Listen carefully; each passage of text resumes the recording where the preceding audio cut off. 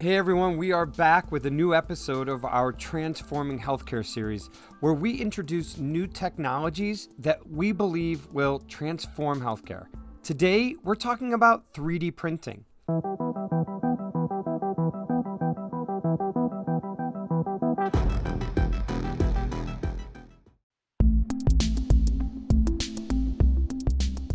3D printing is a process of making solid three-dimensional objects from a digital file.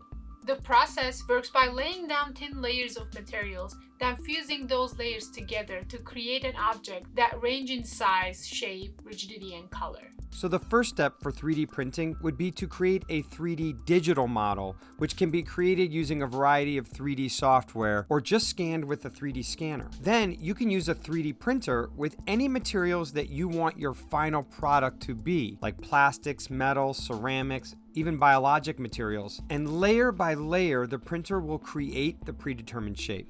The creation of a 3D printed object is achieved using additive processes.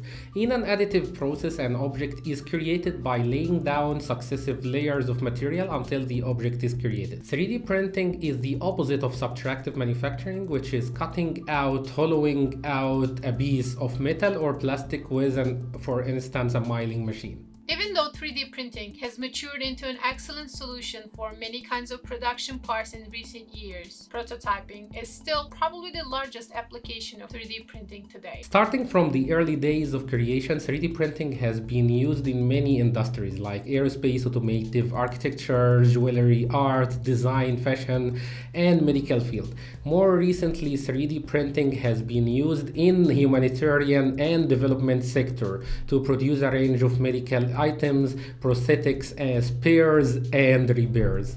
Stay tuned for our next video where we will focus on the applications of 3D printing in healthcare.